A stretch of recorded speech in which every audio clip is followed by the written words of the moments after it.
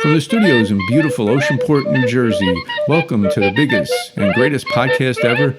I'm your host, Ray K. Hey guys and girls, another edition of Catching Up with Ray K. This is an interesting one because I'm going to change it up a little bit. I got a guy named Gary V, who is extremely popular. I really like this guy a lot. He's very motivating, and I like most of what he says, but I mean, these guys aren't gurus totally, you know? I mean, they are human, and I don't agree with everything. So I'm going to play at random one of his speeches. I'm going to give you my spin on exactly what I think about him, and I'm going to talk about summer and do a quick wrap up. So this is version number, I guess, 16. Catching Up with Ray. Here's Gary V, and I'm gonna say what I like and what I don't like about what he says because he's right on a lot and he's very motivating. Okay, Gary V. Ambition is your side hustle to become your actual hustle. The key is not how much you work. It's not even how much time you put in the side hustle. It's every other hour, because every other hour needs to cut, be put into the side hustle, which speeds up the side hustle to become your actual hustle, and that's what a lot of people with side hustles want. All right, he's talking about the side hustle, which is another type of job. Gary, I got to say, I didn't quite follow that. It was like you were a little bit all over the place on that one. It was very confusing. You got to cut an hour off, I guess, your regular hustle to put into your side hustle. That one was a little shaky. I mean, that it could have been said a little bit clearer, but, you know, he's talking about how you could get your side hustle into your regular hustle. So that one I'm not sure about with Gary, but let me just go. I'm on YouTube. I'm going to go a little bit down the line on this because there's a few advertisements. Let's see what he talks about on this one. Because it's considered uncool to fire somebody, but in my business, I'm sorry, I just can't put up with something that doesn't work. More importantly, it leads to entitlement, and entitlement is poison. Yeah. 100%. That I agree with. Entitlement is no good because you feel like you're better than everybody and you deserve things. And I don't think you work as hard if you feel entitled. So Gary V, on that one, I gotta agree with. All right, let me go on to the next thing here and see what he talks about here.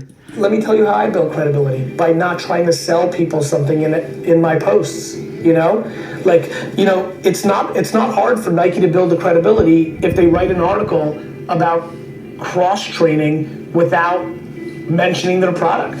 It's not hard. I like that. You don't try to sell it, and that adds your credibility. And once you start selling it, then that's when people get a little suspicious that you have ulterior motives. So Gary V, I'm 100% on that one. So far it's 2 for 3. And let me see what this next thing he talks about. Something that I was articulating as a foundation of my success. He's talking about his hustle there. All right, that didn't work. We got an advertisement here, so just there's 4 seconds. 3, 2, 1. Skip ads. No one ever plays a full ad either. All right. But I only think one should work a lot if they genuinely enjoy it. Right. You know, or they have to provide for their family and they're working 2 jobs and it's almost the extreme the other way. I'd like to do a better job over the next decade to make sure that my primary message is happiness. Right. I mean that. Right. All right, you got to like that. Happiness is important. When you have a job, you got to be happy at it. You're better off being happy than being a job you slave at and don't like. So Gary V, I'm 100% on point on that one. So far I'm right in with Gary V. I mean, it's impressive. I mean, he's 3 out of 4 other than that first side hustle thing he was talking about. So he makes a lot of sense. All right, let me see the next thing. I'll do a few more of these and I'll talk about summer. Let's see what this next thing is here. Define our own success. And I think doing what you want to be doing is the ultimate. Right. Now, but there's the practical application of, like, you know, you gotta look after a family. Yes, all these kind of things, right? That's a modern mistake in that people usually spend more than they make. Well, that's true. I mean, that's a common sense thing. Is people usually do that because I think the average savings in the U.S. is something crazy like $500. So, you know, Gary's talking facts on that one. Let's see what else. There's a lot of immigrants who take care of their family making $35,000 a year. So it depends how you allocate your money. You can, if you don't have the expenses and you don't waste money, you can live quite well on $35,000 a year, as opposed to making, I think he's getting to the point of $200,000 a year, but you spend $270,000 a year, and you're in the red $70,000, where the guy that makes $35,000, spends $25,000, lives frugally, smartly, and he's living better than the guy making $200,000. So that makes total sense. So Gary V, I'm right on with you on this. Let's see. I got one more I'll do, and then I'll get into what summer was about now that we're near Labor. Now we just finished Labor Day. Okay, let's see this next thing. I'm remarkably non-confrontational in real life, even though I'm a tough guy on video and stage. Nice. I sleep 7 to 8 hours a day. No. Yep. Amazing. I mean 6 and 5 when I travel. And I genuinely don't care if I'm financially successful. All right, that's interesting. That is really interesting. So, I mean, he's human. He sleeps 7 or 8 hours a day. I get all that. Sometimes 6, like all of us. And obviously, unless you're in that 1/10 of 1% of those guys that can sleep like 4 hours a night. Hey, the more you sleep, if you get 7 or 8, I know too much sleep is no good, but if you get 7 or 8 hours, that's usually a real good number to feel great and rested the next day. But he says he doesn't really care if he's financially successful. Now, I'm not sure. He's a great salesman. I know he's worth a lot of money, probably in the $40 to $100 million range. I know he wants to buy the New York Jets, and knowing this guy, he might pull that off. So I'm not sure about that statement, that he doesn't really care if he's financially successful. I mean, that sounds good, but Gary, if I had you next to me here, I'd have to say I kind of doubt that a little bit. You look like you really like being successful and you like giving people advice, and that one I'm not sure about. So out of the 6 things, I'd say 4 out of 6 or 5 out of 7. I'm right on point with Gary. So it just shows you the gurus. I might have Tony Robbins on next week and kind of go through his speeches, and we'll pick out, what I like and what I don't like about that. And then maybe every week, every other week, I'll do a couple of these gurus, because no one's really a guru totally. I mean, everyone's human. Everybody makes mistakes. And, it's just good to point out that we all have our own brains and we all have our own opinions. And I just gave you a couple of mine. Now I'm going to go back into my summer, which was a great summer. It was one of the best summers on record here, I think. If I checked out the weather, it seemed like it was sunny and 80, 85 degrees like 95% of the time. I mean, it was an impressive summer. Did a few good trips. You got to travel. You got to travel a little bit in the summer. Then you feel like it's a summer and you're on vacation, So I took a nice trip to Disney World with my younger son. Went to London early in the summer. We did a little couple day trips out. So you have to travel a little bit. You got to get to the beach. I did that. We live near the beach. I'm about a mile away, so it's like a phenomenon. The closer you are to the beach, the less you go there. I mean, it's one of those things, I've been there this year probably about 4 times. I'm a mile away.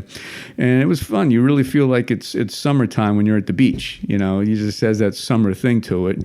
I don't go for 8 hours like I used to and lay out in the sun and get all nice and tan. Now it's whatever. It's, you're in there for, my son likes to go in the water. That's like a 3-hour thing. I mean, we don't lay in the sand at all, on the beach towel or whatever. We're in the water all the time. And then when we come out, we dry off and we go. So that's like a 3-hour deal. But you got to go to the beach. I mean, if you're in New Jersey where I am, or if you're on the East Coast or West Coast, okay, if you're in New Mexico, I know you can't go to the ocean beach, but I'm sure there's water that you go to. You got to go to the water in the summertime. I mean, that's kind of crucial. Boardwalk is important. You know what? We didn't go to the boardwalk once this year, which was interesting. That seems to be a great New Jersey thing. Then you really feel, especially in the beginning of the summer. I mean, it's always fun for some reason, the beginning of summer, to go on the boardwalk, have those giant slices of pizza.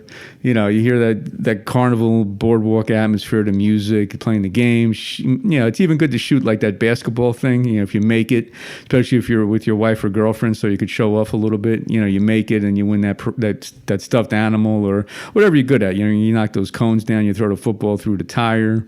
So you play some of those. So the boardwalk's important. I think great adventure here is important too. Then you really feel like it seems like like that's a summer thing, you know. I mean, you got to go think twice to Great Adventure, you know.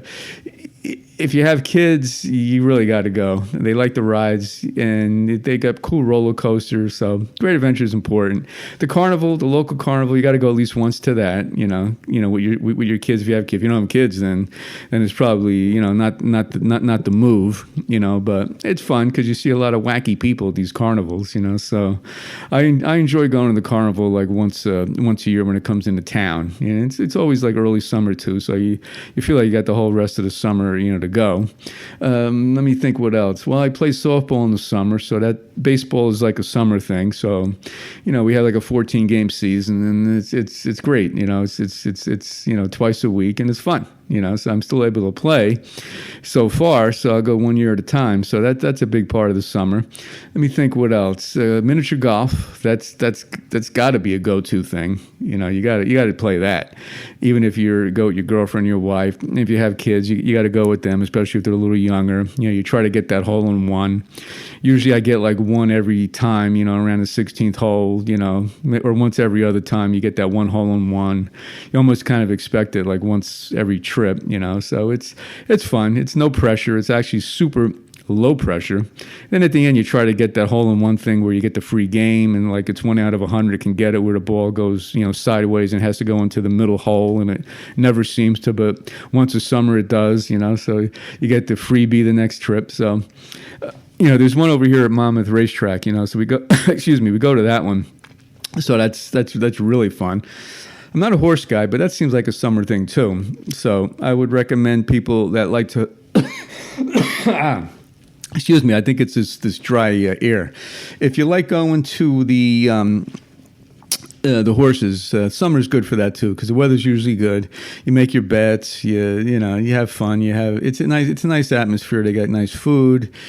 Actually, we did a little thing for my friend that passed away at the Monmouth Racetrack on the under the tent. So that's a great thing if you can rent one of those.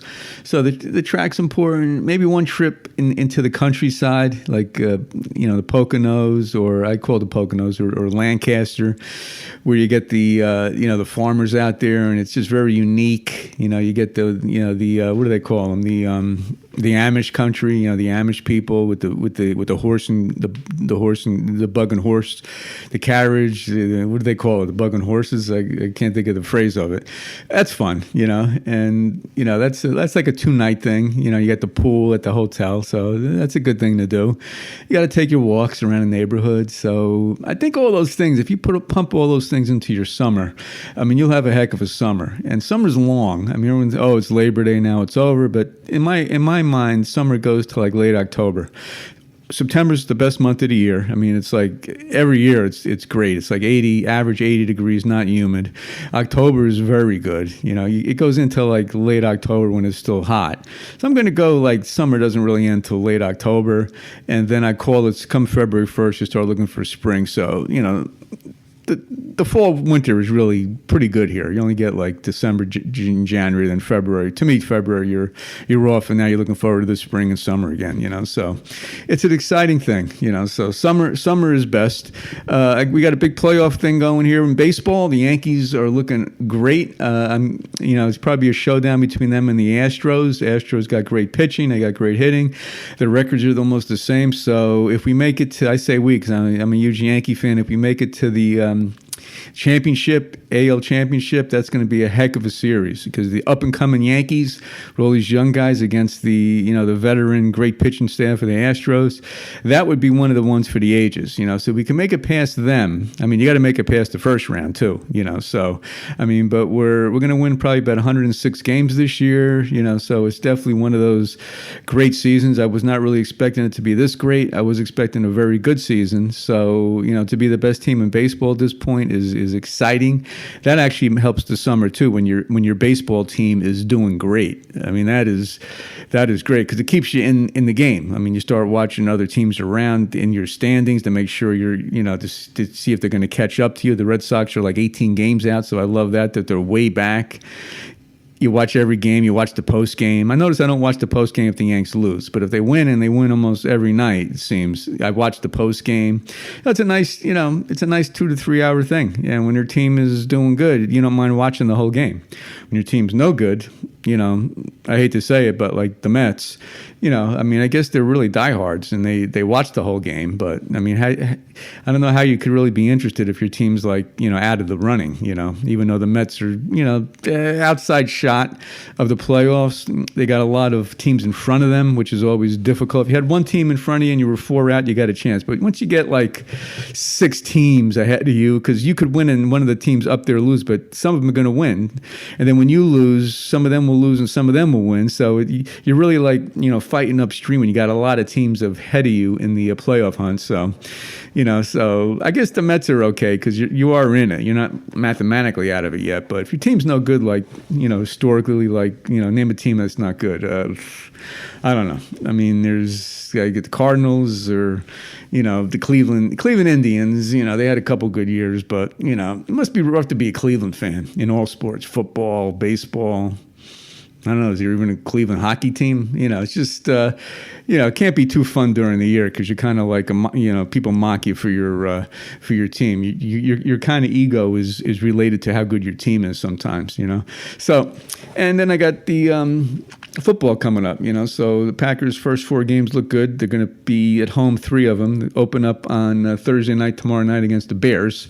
Biggest rivalry in sports as far as how long they've been rivaled. I think it must be 100 years, right? 1919. So it's probably like a 100-year thing. Even though the Vikings are really, I think, the Packers' arch rivals, but the Bears. I mean, it's a fun rivalry, and it's like a close, lifetime close. And the Packers, lately have had the edge. So I'm looking forward to that. I love starting the season off when my team's like the first team, on TV. So anyway, that's the scoop. I could do a word association. I'll do 2. I'm looking outside. Tree.